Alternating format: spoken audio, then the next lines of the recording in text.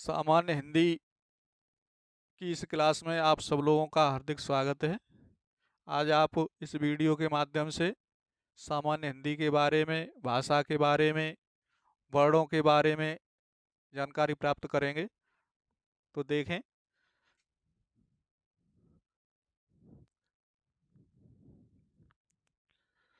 सामान्य हिंदी।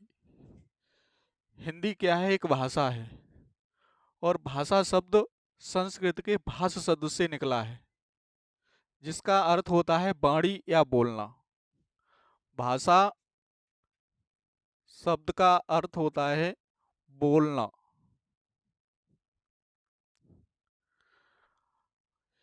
किसी भी भाषा को समझने के लिए सबसे पहले उसके व्याकरण को समझना होता है। व्याकरण शब्द का अर्थ क्या है?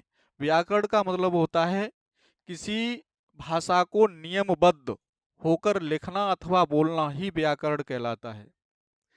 तो व्याकरण में सबसे पहले, किसी भी भाषा के व्याकरण में सबसे पहले उसका होता है वर्ण समूह, वर्णमाला। वर्णमाला शब्द का अर्थ है, जैसा कि उसका नाम ही है वर्णमाला, तो यानी वर्णों की माला। जहां कहीं भी क्रमबद्ध या योजनाबद्ध तरीके से शब्दों का समूह हो, उसे हम वर्णमाला कहते हैं। क्रमबद्ध शब्दों के समूह को ही हम वर्णमाला कहते हैं। और प्रत्येक भाषा की अपनी अपनी वर्णमाला अलग होती है। तो यहाँ हम हिंदी की बात कर रहे हैं, तो सबसे पहले हिंदी की वर्णमाला या उसके व्याकरण के बारे में जानेंगे। तो हिंदी भाषा में सबसे पहले उसकी भाषा का व्याकरण का ज्ञान होना अति आवश्यक है। तो व्याकरण शब्द का अर्थ हम निकालने के लिए ये कई शब्दों से मिलकर, अक्षरों से मिलकर बना है। जैसे पहला है इसमें बी, दूसरा है अ और तीसरा है करण। यानी व्याकरण जो शब्द है वो इतने वर्णों से मिलकर बना है। इसमें बी और आ ये दोनों उपसर्ग हैं और करण है वो प्रत्यय है। वे और आ उपसर्ग, करण प्रत्यय, इनसे मिलकर के ये बना है व्याकरण। अब इसके भी कई अन्य भाग हैं, क्योंकि व्याकरण कई भागों में विभाजित है। व्याकरण की जानकारी करने के लिए हमें इसके कई भाग पढ़ने होते हैं, जिसमें सबसे पहला होता है वर्ण, उसके बाद दूसरा होता है पद और तीसरा होता है शब्द और चौथा होता है वाक्य।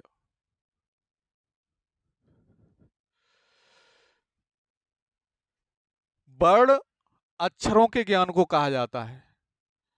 जैसे कि हिंदी व्याकरण में, हिंदी भाषा की वर्णमाला है, उसमें जो वर्ण हैं उनके ज्ञान को हम सबसे पहले वर्ण कहते हैं। दूसरा शब्द। शब्द जब हम वर्णों को जोड़ करके दो या दो से अधिक वर्ण जोड़ते हैं तो एक शब्द बनता है। और शब्द कई प्रकार के होते हैं, जिनमें मुख्यतः होते हैं रूढ़ शब्द, यौगिक शब्द और योग रूढ़ शब्द। रूढ़ शब्द, यौगिक शब्द और योग रूढ़ शब्द। इसमें रूढ़ शब्द कौन से होते हैं? जो जिनका एक निश्चित अर्थ होता है। रूढ़ शब्द वे कहलाते हैं जिनका एक निश्चित अर्थ होता है और उन शब्दों को तोड़ने पर फिर उनका जो अर्थ है वो नहीं रहता। जैसे कि मान लीजिए हमने ये लिख दिया जल। अब जल शब्द का अर्थ आप सबको पता है कि पानी है। अगर इसे हम अलग अलग कर दें, इसमें से जा और ला अलग कर दें, तो जो इसका अर्थ पानी है वो नहीं मिलेगा। दूसरा मान लीजिए कमल। कमल शब्द लिखते ही हमारे मन में फूल की उत्पत्ति होती है। कमल किसी फूल को कहते हैं। अगर इसमें से हम का अलग हटा दें या ला अलग हटा दें तो फिर जो इसका अर्थ है वो फूल नहीं रहेगा, फिर तो बदल जाएगा। इसलिए इन्हें कहते हैं हम रूढ़ शब्द। दूसरे होते हैं यौगिक शब्द। जैसा कि यौगिक उसका वही पहचान ही बता रही है, यौगिक शब्द उन्हें कहते हैं जो दूसरे यानी दो या दो से अधिक शब्दों से मिलकर बने होते हैं, और दोनों ही उनको तोड़ने पर उन दोनों ही पदों के कोई न कोई अर्थ अवश्य निकलते हैं। यौगिक रूढ़ शब्द, यौगिक रूढ़ और रूढ़ और यौगिक तीन होते हैं। उसमें यौगिक शब्द वे होते हैं जो दो या दो से अधिक शब्दों से मिलकर बने होते हैं। जैसे मान लीजिए हिमालय। अब हिमालय शब्द दो शब्दों से मिलकर बना है, हिम प्लस आलय। अगर इनको हम तोड़ के भी लिखें तो भी इनका अलग अलग अर्थ निकलता है। हिम का अर्थ अपना है और आलय का अर्थ अपना है। तो ये दो शब्दों से मिलकर बनते हैं जिन्हें हम योग रूढ़ शब्द कहते हैं, यौगिक शब्द कहते हैं। और तीसरा होता है योग रूढ़। योग रूढ़ शब्द उन्हें कहते हैं जिनका अर्थ किसी तीसरे अर्थ की ओर संकेत करता है और वो उन्हीं के लिए फिक्स होता है। जैसे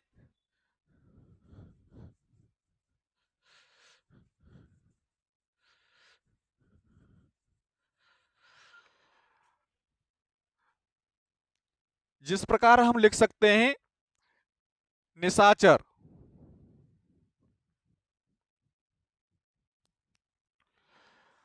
निशाचर शब्द का अर्थ होता है, अगर इसे हम तोड़ें तो निशा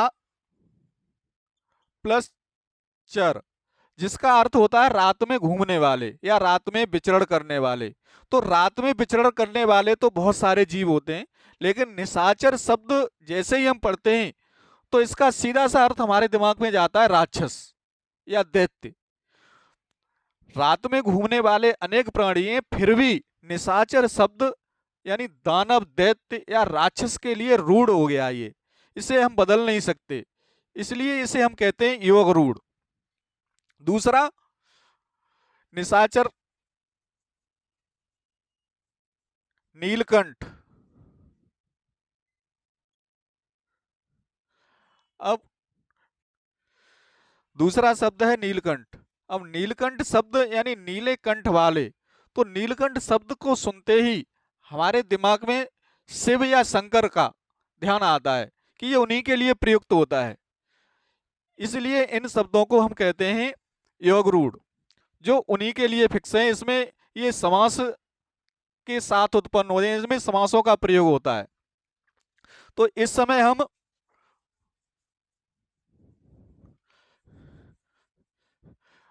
भाषा के यानी व्याकरण के पहले ही उसके भाग के बारे में पढ़ेंगे, वर्ण विभाग, इसके बारे में।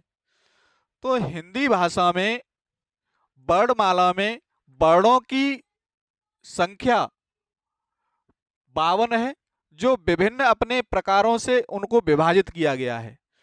हिंदी भाषा में वर्णों की संख्या 52 है, 52, जिसमें कुछ स्वर हैं कुछ व्यंजन हैं। इनमें स्वरों की संख्या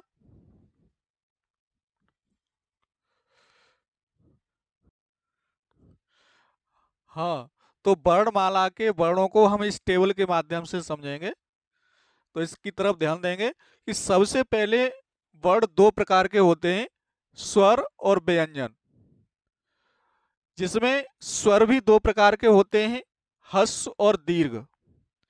अब ह्रस्व कौन से होते हैं और दीर्घ कौन से होते हैं? तो जिन स्वरों को बोलने में यानी जो स्वर बिना किसी रुकावट के, बिना किसी अवरोध के हमारे मुंह के माध्यम से निकलते हैं, उन्हें हम ह्रस्व स्वर कहते हैं। और जिन्हें बोलने में अधिक समय लगता है यानी जिनको बोलने में कम समय लगता है उनको हम ह्रस्व स्वर कहते हैं, और जिन्हें बोलने में ह्रस्व स्वर से दोगुना समय लगता है उन्हें हम दीर्घ स्वर कहते हैं। ह्रस्व स्वर चार होते हैं, अ, ई, उ और ऋ। और दीर्घ स्वर आ, ई, उ, ए, ओ, औ, ये 7 होते हैं। ह्रस्व 4 होते हैं और दीर्घ 7 होते हैं। इनकी संख्या कुल मिलाकर 11 होती है। उसके बाद फिर व्यंजन आते हैं। व्यंजनों की संख्या अलग अलग है, क्योंकि उसमें कुछ स्पर्श व्यंजन होते हैं, कुछ अंतस्थ व्यंजन होते हैं, कुछ ऊष्म व्यंजन होते हैं, कुछ आगत व्यंजन होते हैं और कुछ संयुक्त व्यंजन होते हैं। तो जो वर्ण स्वर की सहायता से बोले जाते हैं उन्हें हम व्यंजन कहते हैं। जो भी वर्ण स्वरों की सहायता से बोले जाते हैं उन्हें हम व्यंजन कहते हैं। उनका वर्गीकरण इस तालिका के माध्यम से है। सबसे पहले आते हैं स्पर्श व्यंजन, जिसमें क वर्ग से लेकर के प वर्ग तक के 25 व्यंजन आते हैं। क वर्ग से लेकर प वर्ग तक के 25 व्यंजन आते हैं और इसमें दो व्यंजन और आते हैं, जिसमें एक तो होता है ड और एक होता है ढ। इनको मिलाकर के कुल इनकी संख्या स्पर्श व्यंजनों की हो जाती है 27। उसके बाद हमारे आते हैं अंतस्थ व्यंजन, जो य, र, ल और व, ये 4 होते हैं। अंतस्थ व्यंजनों की संख्या 4 है। उसके बाद ऊष्म व्यंजन, उसमें स, स और ह, ये भी 4 होते हैं। उसके बाद आगत व्यंजन, इसमें ज और फ 2 होते हैं। उसके बाद संयुक्त व्यंजन, उसमें छ, त्र, ज्ञ और श्र, ये 4 होते हैं। इस प्रकार इनकी कुल संख्या 27, 4, 4, 2 और 4, ये मिलाकर होती है 41। 41 और स्वरों की संख्या होती है 11। इस प्रकार ये कुल मिलाकर होते हैं 52। अब इससे आगे स्पर्श व्यंजन कौन से हैं, अंतस्थ व्यंजन किसे कहते हैं, ऊष्म व्यंजन किसे कहते हैं, आगत व्यंजन किसे कहते हैं और संयुक्त व्यंजन किसे कहते हैं, ये सब जानकारी हम, और स्वर, ये कौन कौन से स्वर और कैसे, इनका भी अपना अपना वर्गीकरण होता है, कौन किसका उच्चारण कहाँ से होता है। तो इनके बारे में हम अब अगली क्लास में आपको फिर जानकारी देंगे। तब तक के लिए धन्यवाद। हम अपनी वीडियो को यहीं समाप्त करते हैं।